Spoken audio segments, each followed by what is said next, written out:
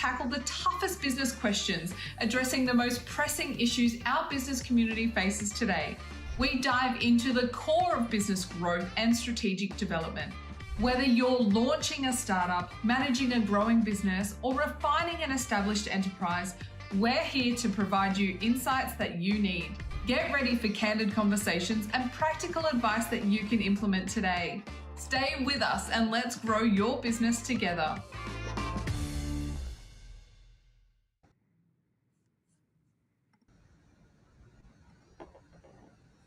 Hey, Lucy. Hello, my love. How are you? Very good. How are you? Excellent, actually, excellent. So, That's good. I'm excited to do the hot seat today. Are you? You're Yeah, excited about doing the hot seat. This is 2 weeks in a am. row. Yeah, I'm a Excellent. veteran now. I love how you got money on your back wall. Do I? I hate that. That's because you're in my office. Terrible. It's so tacky. All right, what's the plan? What are we going through today? Okay, I got 3 questions for you today. Oh my God, 3 questions. Just three. It's 3. always 3. Oh, Yes, my God, great. okay. Would you like to know the first one? Sure. Okay. So, what are the essential components of a successful business plan? Well, I think, look, before we talk about what the essential components of a business plan are, I think it's actually really important to articulate why a business plan is actually necessary. And Okay. the reason why a business plan is because it's actually a vital guide, right, for strategic decisions.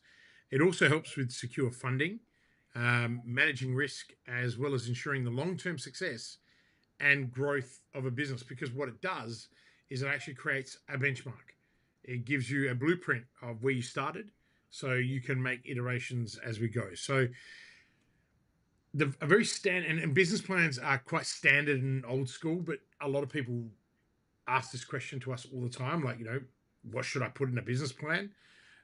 So firstly, a good business plan will always have an executive summary, and that is a concise overview of the actual business and the plan.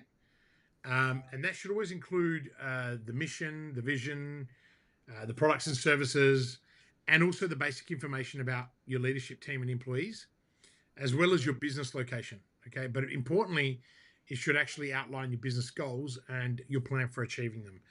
And the reason is that a lot of business plans are very voluminous, and so what you want is one page that kind of gives you all the detail so people can really understand who you are and what you do and for who you do it. Then there's always the company description, so providing all the detailed information, explaining the problem that your business solves is really important here. And what also makes it unique, what's your competitive advantage, right? People tend to forget that, you need to have a competitive advantage if you want to win in business. And I was just on a call before this one where, everyone was talking about people who teach the same things. And everyone said, well, what makes what you do so different? And it's like, well, we've got a unique framework. We don't teach the same shit, like we don't teach attract, convert. We teach delivery and scale, right? And so, and why do we do that? Because everything starts with a really good strategy. So the next thing that you need to have included in your in business plan is your market analysis.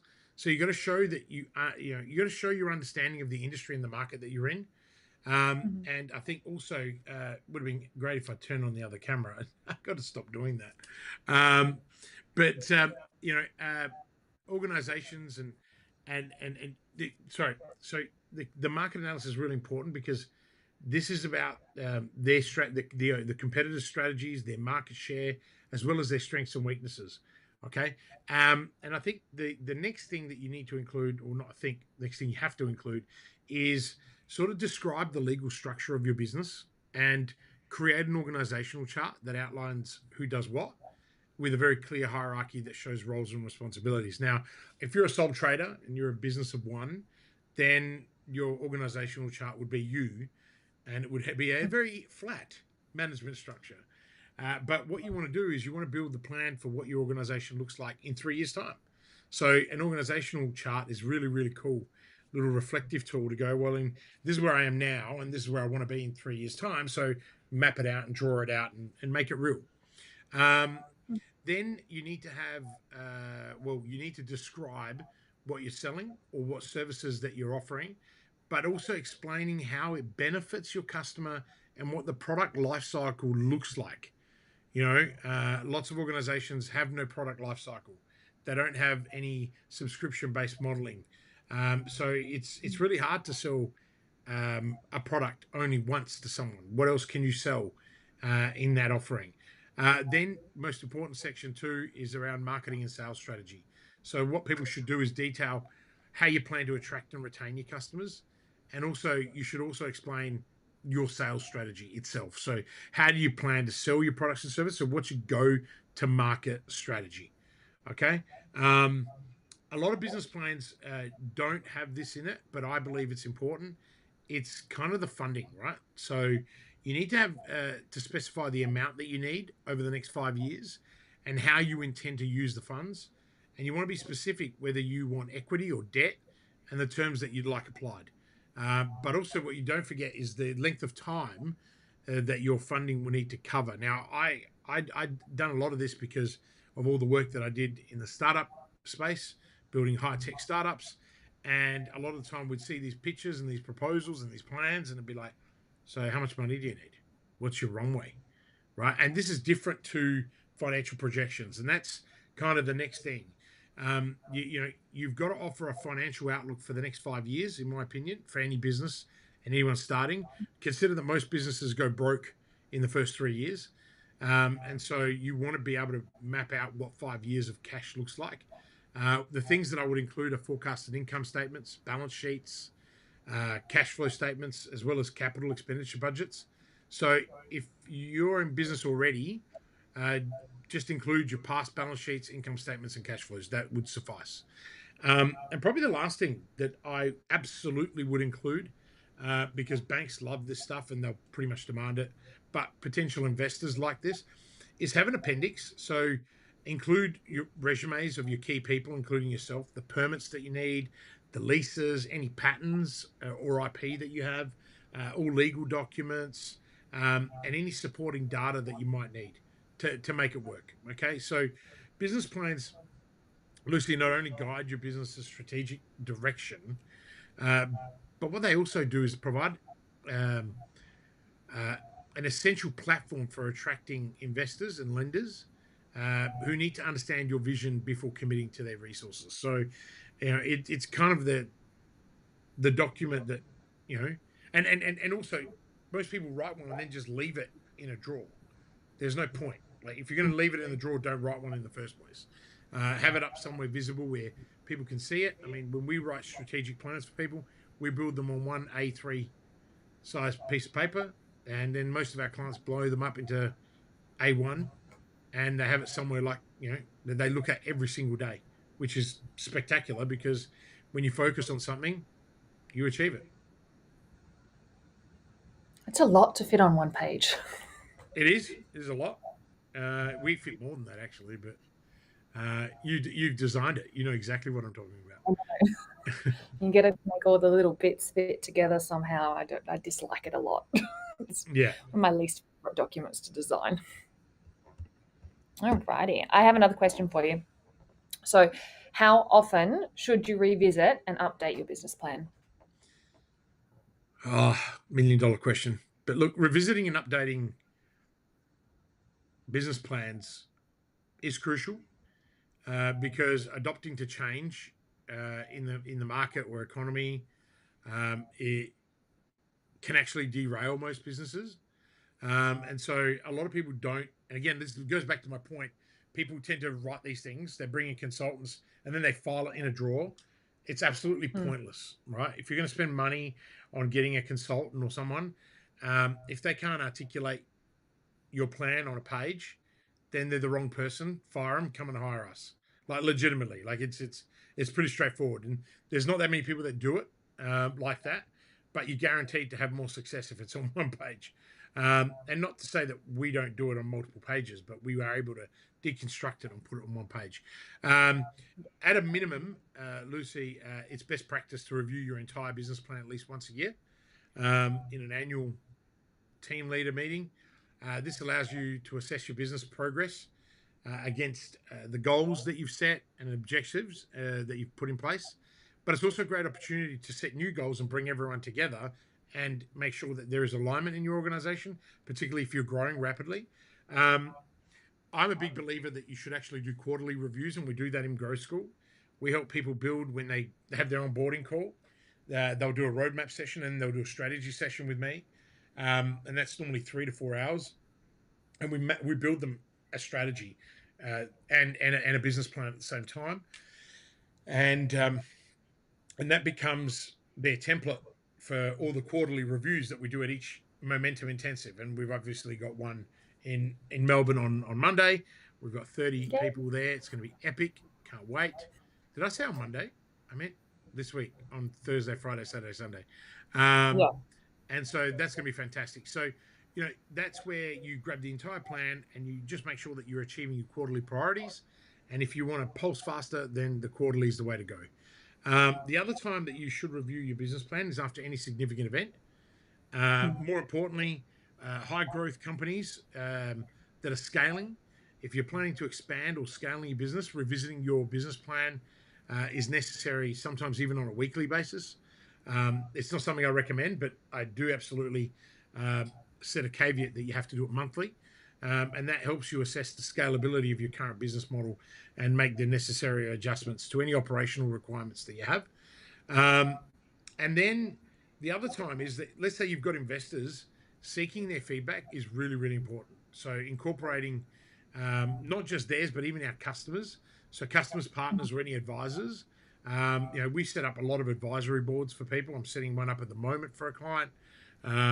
And then generally I set them up and then I either chair them or sit on them. And it's a lot of fun. And, it surprises me how many businesses turn over $3+ million and don't have an advisory board. And a lot of the time, these are the business that get stuck. And that's because they haven't gone out and sought the diverse thinking that a group of people can bring. And so, and a lot of these people have done an amazing job to get that far on their own.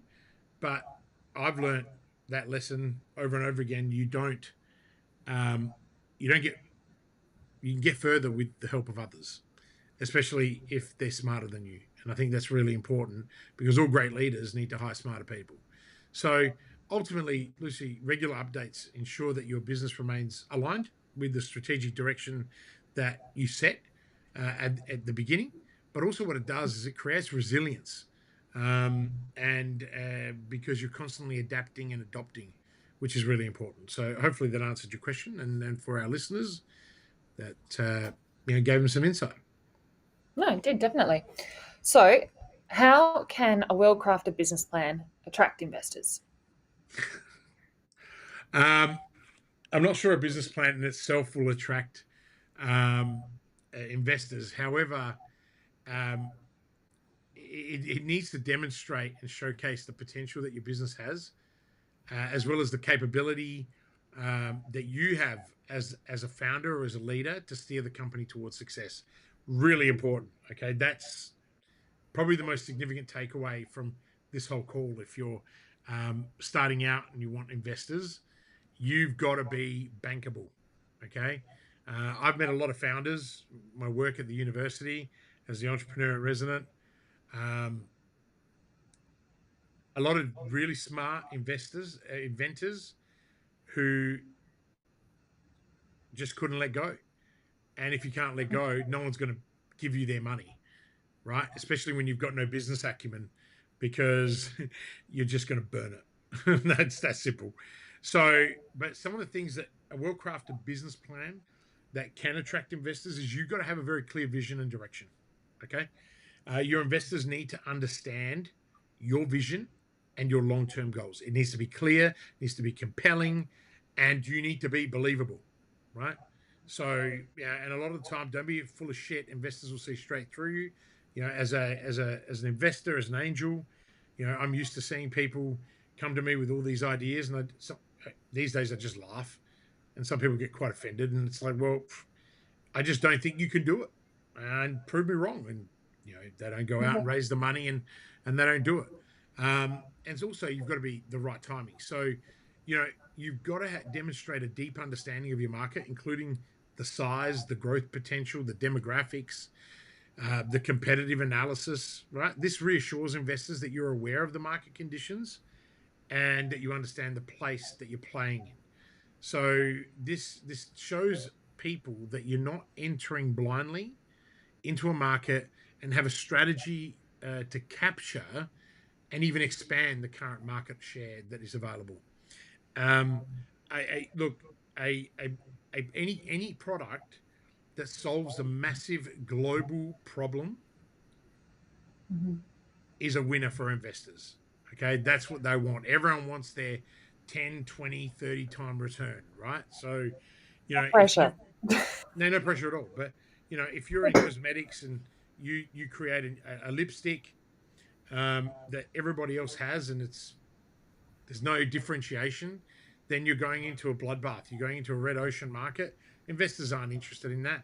I don't care that it smells a little nicer, and But if you tell me that you know this lipstick never smudges, never wears off, it stays vibrant and fresh the whole time, and doesn't require reapplication, doesn't stain glasses. And I don't know if this shit already exists, but I'm just saying, if you tell me that, and this was a brand new innovation, then yes, you'd get heaps of people putting money into it. But I also know that lipsticks that don't come off exist. So it's kind of like, what can you do to differentiate yourself? The another really important thing that is overlooked by people is a strong management team. Okay, a lot of investors look beyond the founder. Who have you got in your team? I've sat on a lot of advisory boards for startups, for that reason. The founder is smart enough to bring 5, 6 core people together. And Belinda just said, Kristian talking about lipstick. Yeah, it's funny, isn't it, Belinda? I know I'm not wearing any now, and I won't be wearing any in Melbourne, Belinda. I'm sorry to disappoint, but a really strong management team can be the difference between raising $1 million and raising 10. That legitimately it's a 10x factor, because it boosts investor confidence in your company. So the other big thing, and I can hear myself echoing, I know, it's very annoying. right? So the financial projections, again, you got to be realistic and well researched. Again, I touched on it before. Your go-to-market strategy is really, really important, and you need to have a concrete plan. And what I've said over and over again: what is your unique selling proposition? Clearly define what sets your product and service apart from your competitors, and that it makes it more attractive to the consumer. Then you always need to have a risk assessment and mitigation strategy. No business is without risk. I don't care what anyone says. I don't care how great your idea is. What happens if that doesn't work? Create some scenario analysis, give investors the confidence that you have a plan when things go wrong, and you're not just going to go, oh, well, it didn't work. I lost you $10 million. Thanks very much. The other big one is, and this is mainly me, I want to know where you're going to use my money, right? So specify how you plan to use the investor money. Provide a detailed allocation that shows what you're going to do. If it's to pay your wages, I'm not interested, right? And people go like, "What do you mean? Like I've got to earn a living, mate. If I'm buying 10 to 20% of your company, right, to help you go from a zero valuation to a $50 million valuation, you're the last person that gets paid." Right? So don't put that in there. Yes, you're going to get paid fair market wages. We're going to make sure of that. But don't put yourself top of that list. Don't be the captain that jumps off the ship and allows it to crash after, you've committed yourself. So I think, Lucy, they're the really big things that I would definitely consider. And I think they're really good questions. I mean, they're questions that we get asked a lot. I get asked a lot by particularly kids when I speak at schools, and stuff. So a lot of those investment questions I get asked about. But probably the most important is don't rely on investors. Yeah. Go out and make your own money and fund your own company. And people say, "Oh yeah, but that's bullshit. Not everyone can do that." I've done it over and over again.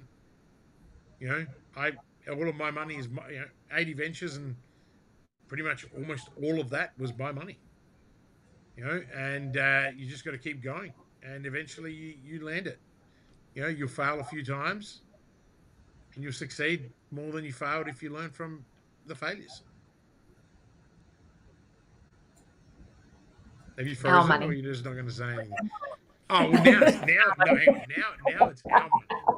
right? Now it's our money, and we have more of it because you don't let me spend it, I was which is waiting great. for you to correct yourself. Oh, well, I was talking in past tense, okay? I So know. now we spend money on, expanding the house, right? Or our children's education, For all guys. so, you invest differently, but, and yeah, it's going to be great seeing our children finish off their last year of school. I mean, I can't believe Leo's going to be in year 5 next year and Lavender in year 2. It's kind of crazy. Huh? I don't cry. But, we're super excited. We're going to speech day tomorrow for Leo. And that's going to be cool to watch our little man. And hopefully we'll come home bearing great news of his region's successes, his, rise to emperor.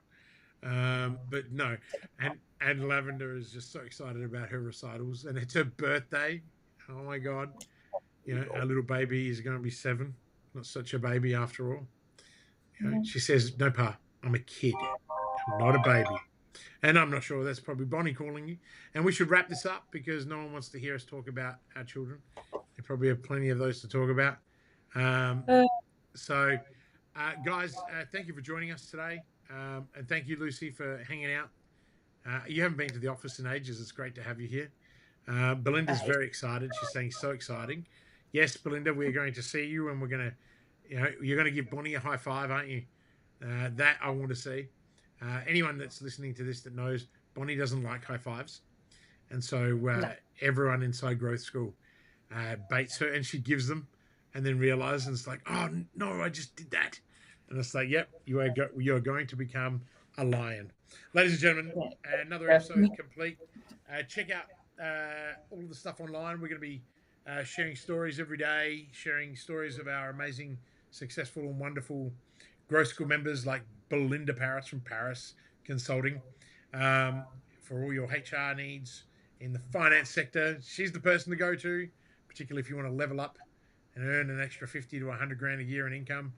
Isn't that right, Belinda? I'm just giving you a plug. But until next time, as always, live with purpose, ladies and gentlemen, and have a wonderful, wonderful week. Thank you for joining us on the hot seat. We hope today's session gave you valuable insights to drive your business forward. Remember, every challenge is an opportunity for growth. Every question brings us closer to the answers that can transform our businesses. Stay connected with us, follow our journey, share your thoughts, and be a part of our community. And don't forget to subscribe, like, and hit the notification bell so that you never miss future episodes. Together, let's elevate your business to new heights. Thanks for watching, and we'll see you next time on